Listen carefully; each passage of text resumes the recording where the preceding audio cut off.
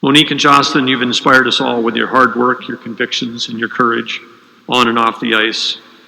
And now is the time. It's my great honor, with the concurrence of the Secretary of State and the Director of the Historical Society, to present you together and within your own each individual and unique rights, the Theodore Roosevelt Rough Rider Award. To actually make the presentation and unveil the portrait, which the twins have not yet seen, I'll ask that Secretary Jager and Director Heegard come to the stage, Director Peterson, come to the stage and join us, and we will make the presentation.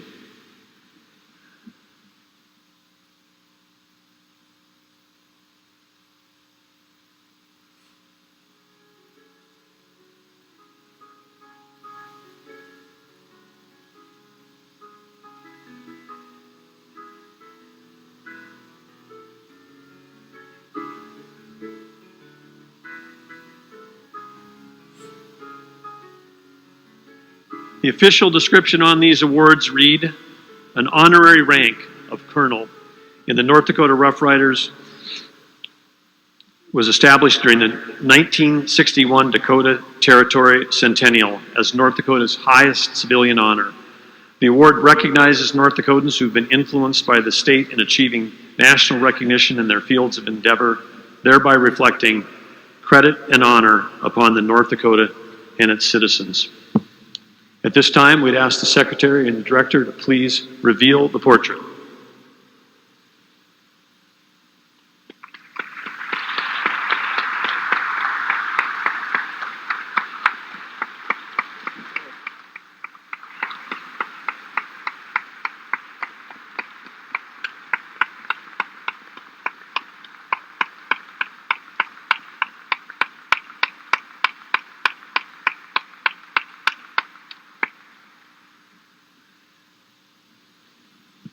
I got a question for the twins. Can you tell which one is each of you in the portrait, or is it, okay.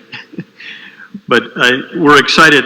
Tomorrow, the portrait of Monique and Jocelyne will join the ranks of legendary North Dakotans in the Theodore Roosevelt Rough Rider Hall of Fame in the North Dakota Capitol building. But the tradition is that there are two paintings made identical, one for the Capitol and one for the two of you. And I think this year we actually, do we have, I just look around, I think we might have three. This first time we've had three. So you don't have to like lend it back and forth to each other. But anyway, we're here at that point, which I know everybody's been waiting for, which is an opportunity to have a few words from Monique and Jocelyne. So the podium is yours.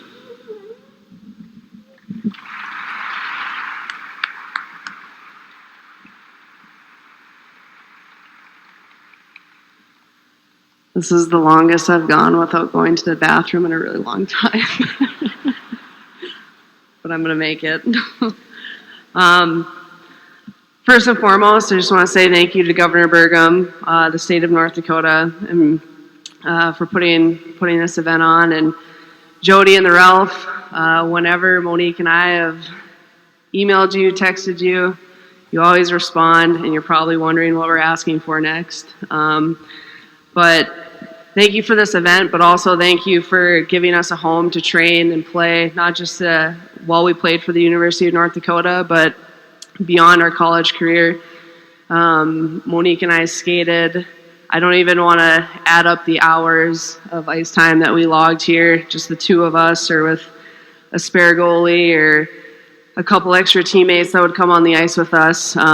We've always been so appreciative of the support that we've had, and the ice maintenance personnel probably got really annoyed with us eventually because we always had the early ice times, but the ice was always done and the lights were always on, and we always appreciated that.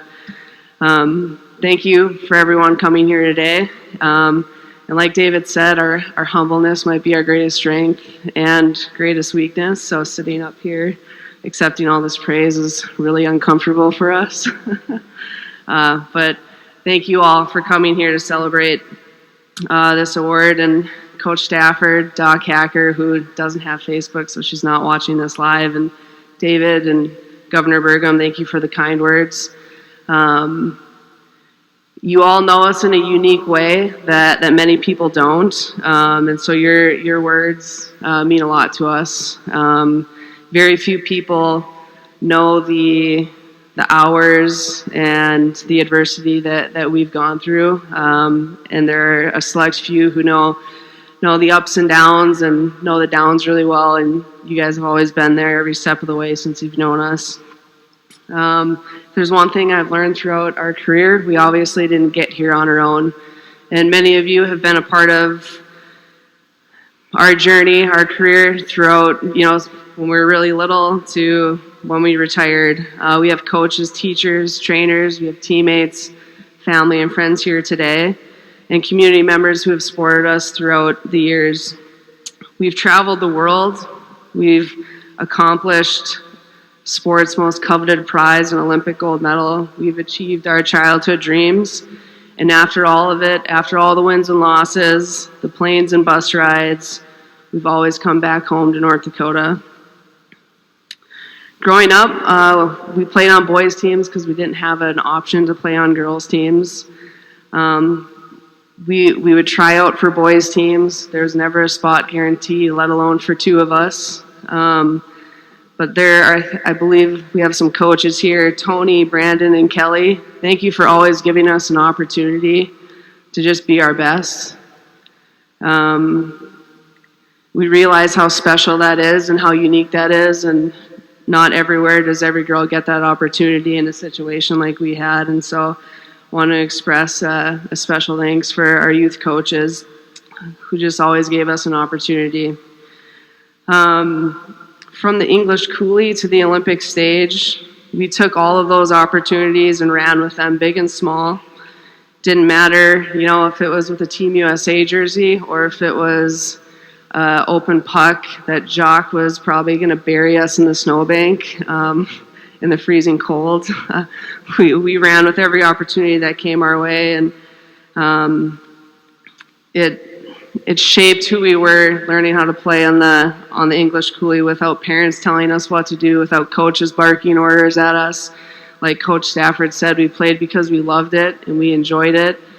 And no matter where hockey took us, we played with that love, whether it was the goals were coming easy, whether the journey was going well, or we were facing more adversity. We always found a way to truly love and enjoy what we were doing.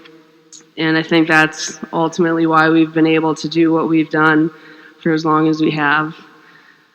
Mom and Dad, thank you. We come by it honestly. I think every time our mom's name was mentioned in a speech, she got uncomfortable. So we definitely come by it honestly. But thank you for always teaching us that the voices outside the arena doesn't matter. You taught us to stand strong in our beliefs, belief in ourselves, and believe in our goals and our ability to attain them.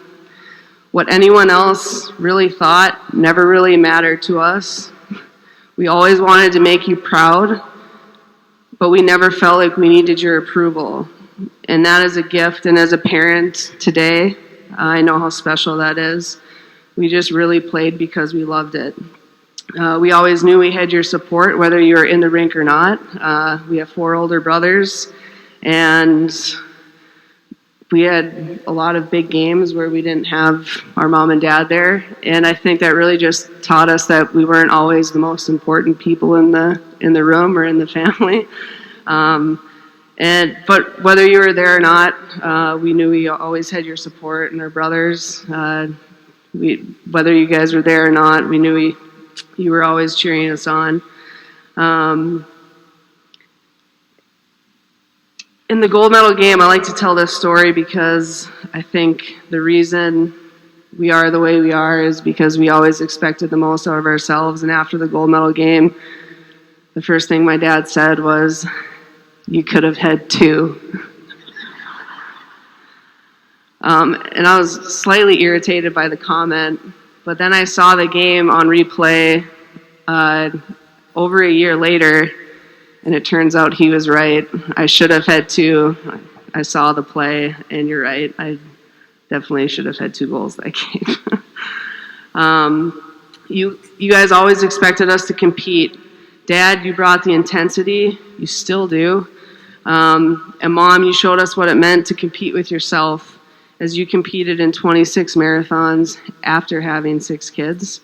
We saw what training looked like. You would wake up early, you would go on long runs, and we'd sometimes bike with you, and then we would turn around and go home because you were going too long. But one thing that I recall in our sophomore year at Shattuck, it was when the 2006 Olympics were about to start. Our mom had made a comment about it takes 8 years to become world class. And so I kind of did the math on when Monique and I had started training, and I was like, okay, I think we can make the 2010 Olympics if we just stick with it. And your example for us, I think as we look back now, it really just shed light on what it takes to show up every day. And then our brothers, Phil, Jacques, Pierre-Paul, Mario's not here today. You guys also showed us that our entire lives. And with all these lessons learned and observed at a young age, we always understood that despite, even if you put all that work in, you're never guaranteed success. You're never guaranteed a spot on the team or a place on the podium. And our mom sent us the Cliff Cushman letter to the youth when we were at Shattuck our freshman year. And this has always stuck with me. And sort of paraphrase, Cliff said, in a split second, all the many years of training, pain, sweat, blisters, and agony, running were simply and irrevocably wiped out. But I tried. I would much rather have failed knowing I had put forth an honest effort than to have never tried at all. However, there is nothing I can do about it now but get up, pick the cinders from my wounds, and take one more step, followed by one more, until the steps turn into miles and the miles turn into success. And our success has never been defined by games won or lost, by the color of medals hung around our neck. And Dad, the face in the mirror speech, I think always rings true. And I think when I say we all, our brothers and Monique and I, the face in the mirror speech, it's like, yeah, we got it, we know it, we got it, Dad, the face in the mirror speech. But that's defined our definition of success since we were really little. And we've taken that and let that permeate into the rest of our lives. I want to say thank you to my brothers individually, because you guys are, just like Monique and I were individual, but we talk about you guys as the boys or our brothers. And Phil, you've outplayed all of us now. As the oldest, you're the only one still playing. But for the few that get to see him train, we all know why. And you've been an example since we were really little. I remember, I think it was you were in high school and you called Carl Gehring, and he started working with you a couple times a week. And the impact that had just to ask someone for help, but then to pay it forward in what you're doing today for the young goalies in North Dakota. But just the example you've set for Monique and I it's been a gift to watch you train and play, and it's shaped how we went about our careers and our day-to-day. Jacques, you never took it easy on us. I think you were probably the toughest on us out of everyone growing up. And that's probably why, as Coach Stafford said, he didn't say loose cannon, but I could have been a loose cannon a few times on the ice here. Or I think Coach Idalski's here. I would see red or black, I'm not sure. But you taught us how to score goals and be tough. And seeing you work through your adversity and excel through the Air Force and what you do now, thank you for your service. And since we're honorary colonels, you technically salute us now. Pierre-Paul, I remember when we were deciding if we were going to transfer, the words have already been shared here today by Governor Burgum. You said, have the courage of your own conviction. Monique and I went from playing at the University of Minnesota. We were very good that year, made it to a Frozen Four.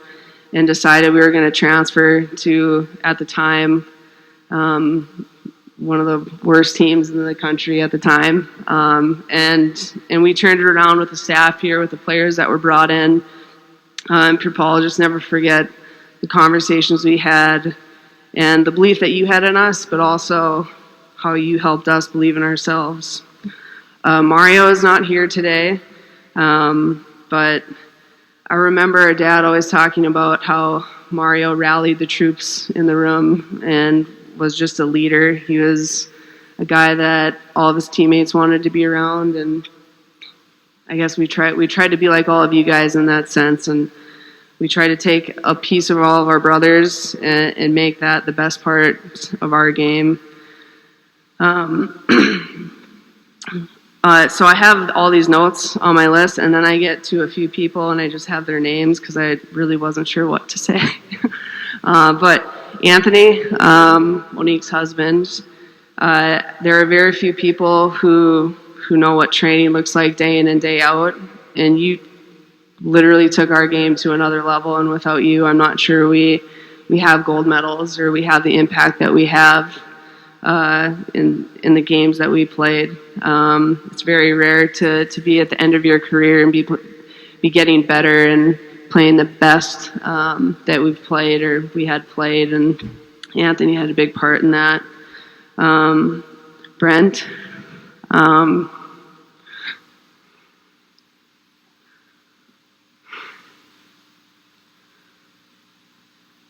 transferring to North Dakota was obviously based around our sport. Someone can crack a joke. One of the greatest gifts of transferring here to North Dakota was meeting my husband.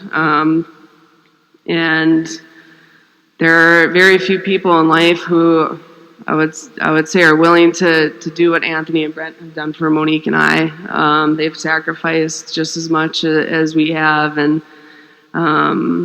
you've been there every step of the way, and I just can't say thank you enough for not just being there, but being a part of the journey and also making me a better teammate, a better player. When things were tough, you didn't just let me sulk. You made me want to be better, and now I think, we had our Nelson, we tried to snap a family photo here, and he was all excited to be in the Ralph, and it's the Hockey Palace is what we called it, and he was all excited. Hopefully, we show Nelson and our kids, what this place meant to us one day and what it takes to accomplish our dreams. Thank you. I don't know what else to say. And I think to the only person who I can say I really would not be here without would be Monique. And we don't hug. We don't really say nice things to each other. And if Monique's about to cry doing something, or if she's like getting emotional during a speech, she looks at me like I'm supposed to make it stop. But we wouldn't be where we are without each other. I remember one time I wasn't feeling good at Shattuck, and I'm like, I'm just going to take the day off.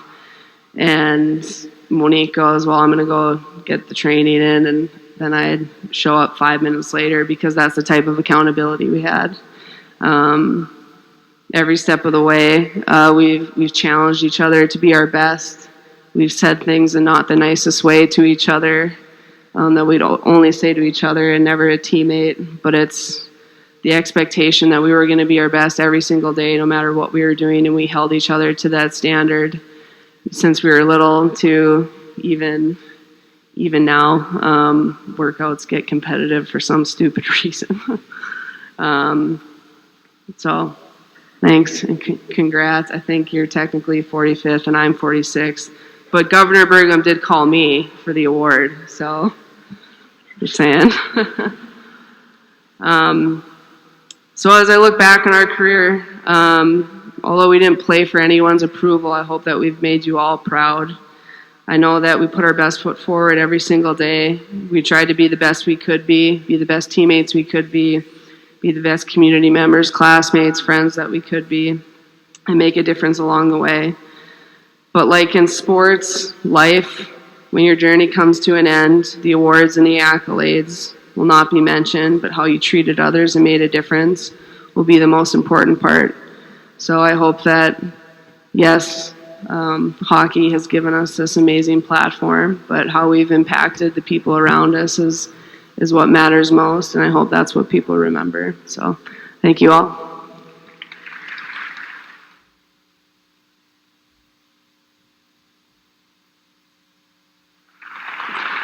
I think you went a little over time. That's okay.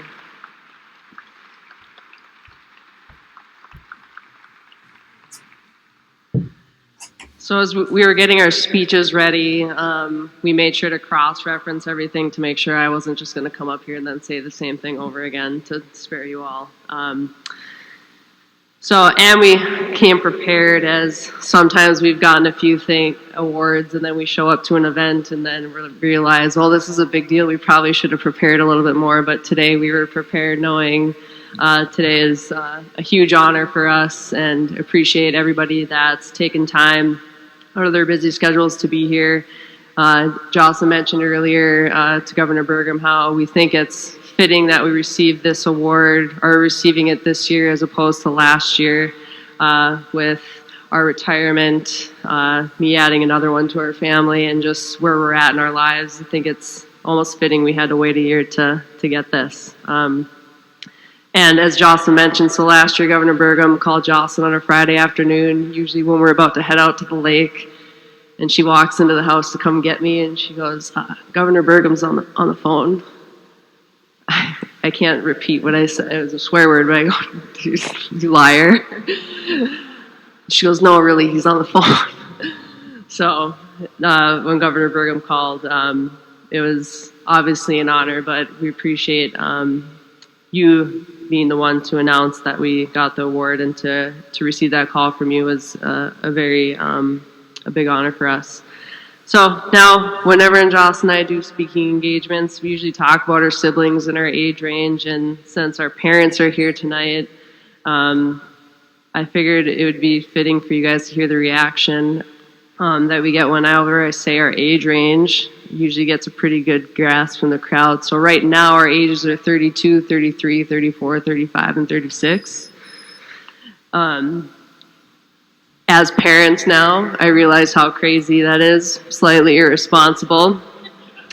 But in all seriousness, I think our success comes from your irresponsibility. You guys instilled in us the values and character that have made us successful.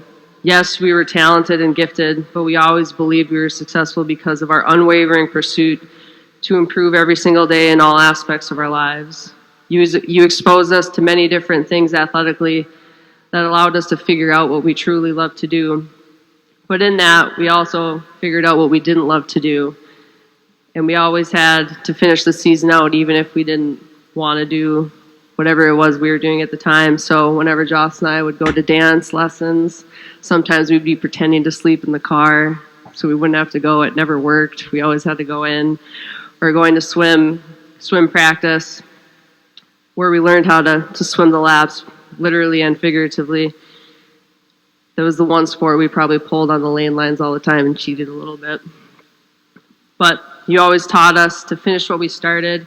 And in life, you may not always love what you're doing. Sorry, my paper's stuck together. You may not always love what you're doing, or you may be having a tough time, but if you stick with it, you'll get to the other side, you'll finish, and you'll continue on. And those tough times, usually you learn more lessons from those than your moments of success. To our brothers, thank you for never taking it easy on us. Now, it might be because you just wanted to beat up on your little sisters, but it truly taught us to bring our best in everything that we did, whether it was a game of checkers or trying to get to the front seat of the car. People always ask us who is the best hockey player in our family, and our answer is usually we are, because we always tell them we took the best quality of each of our brothers and then put it into ourselves. So Phil, your attention to detail, to being better every day. Jock, your skill set and your scoring touch. Pierre Paul, your grit and tenacity, and Mario's leadership was truly a combination for us to be successful. You may not have noticed it, but as your little twin sisters, we paid attention to everything that you were doing and learned quickly what hard work entailed. We also quickly learned how to not get in trouble with mom and dad and to stay out of trouble. But I think everything that our parents taught us growing up, either intentionally or unintentionally, and then I remember the people who stamped those values into our beings. So we were fortunate to have had so many influential coaches and teachers, some that are here tonight, that have helped steer our determination and help form us as people. I still remember our 7th grade math teacher, Mrs. Carney. Some of you may have had her as a teacher in here. She pointed at me one day and told me to come to her desk and told me my grade, which was an A. It was like a 93, so just on the cusp. And she said, good work does not always mean your best work, and you can do better. And I got back to my desk. I was like, wow, she's being tough on me. But I think that's a lesson that we can all learn. Even though good enough might get us by, it might make us succeed. At the end of the day, have you truly put your best foot forward? And I think we've taken that into everything that we do, especially as hockey players. Coach Stafford, I think having you as a coach truly changed our trajectory as hockey players and as people. When we got accepted to Shattuck, he ran to the nearest phone. So everyone here is old enough to know when there was like phones connected to the wall and everything. So he ran to the nearest phone, called my parents who didn't have cell phones at the time to let us know that we had been accepted. You quickly saw our love for the game, but you also saw our desire to be great, to go about our day-to-day work with integrity and respect, but you taught us how to bring others along with us, that by helping others be better, it also made us better, and more importantly, it made the team better. A lesson that I think, it was no greater lesson for us to learn, and I think really translated into our leadership, into college and on the national team. And as Jocelyne mentioned, you talked about the first lay of our heart and our pure love for the game, and that lesson centered us in our toughest times as athletes. For those of you who don't know, Jocelyne and I made that Olympic team in 2018 by the skin of our teeth. And when we went home for Christmas break, we went across the street on the pond. Pierre Paul was there with his friend Matt. I was with our sister-in-law. I was in a sling, so I couldn't play, but they played a little 2-on-2 in the pond. And very quickly we realized, like, this is why we're here, because of the love of the game. And even in the hardest of times, we never lost that love. And the moment that recentered us helped us to go on and make hockey history. Doc Hacker, she gave us the tools to play our best in any circumstance. And now for anyone that really knows us as hockey players knows that we're pretty serious people. I think as we got older, we learned to lighten up a little bit. But Doc Hacker helped bring that out in us. So for Jocelyne and I, whenever we were on the bench and things might have been getting a little tense, we would like have our own little code thing that we would do to each other. And now that we're done playing, it's not really a secret anymore. So we would go psst at each other on the bench just to kind of like snap out of it, whether you made a mistake or just needed a little pick me up. We would do that and usually get a smile on our face, and we'd forget about whatever was going on. We have always understood that one day our hockey careers would be over and we would have to move on to other things. While always being singularly focused during our hockey careers, we never lost sight of the bigger picture. Being good at hockey and winning gold medals and championships was great, but it's how you treat others along that journey that truly mattered to us. And I think, David, you recognized that in us immediately, and how important making a difference outside of the rink and outside of a team setting was to us. And you have inspired us to continue to make an impact and help others and cheer for the one behind. Lastly, Anthony, as Jocelyne mentioned, even after 2 Olympics, when most people would say we were at the top of our game, you helped us find another level. I had to beg Anthony to train us after we were dating at the time, and begged him for like 2 months to train Jocelyne and I, and he finally gave in. And I'm glad you did, because even as national team members for such a long period of time, we found another level, which truly, as Jocelyne said, I don't know if we have our gold medals without you. So thank you. And then, since announcing our retirement in February, it has allowed a lot of time for reflection. And also, I've added another baby, so maybe not as much time as I think. As a parent to 2 little boys, I've asked myself, did I do things in a way that I would want my boys to do? Winning medals and being an Olympic champion is a dream come true. But did I do it in a way that would make them proud, in a way I would want them to pursue anything they are passionate about? I want them and any young person to find an unrelenting pursuit to improve and succeed, and even if they fall short, they will pick themselves back up or pick out the cinders, as Cliff Cushman said, pick themselves back up and continue on and try again. I want them to dream big, and if they achieve those dreams or not, I hope they realize that it's about the journey along the way and how you impact others that is truly important. And as Coach Elander said, it's nice to be important, but it's more important to be nice. Even in the pursuit of your dreams or in your day-to-day life, it takes no effort or talent to help others and to make an impact, because you never know how that act of kindness will affect someone, or you might light a dream for them to go on and pursue and achieve.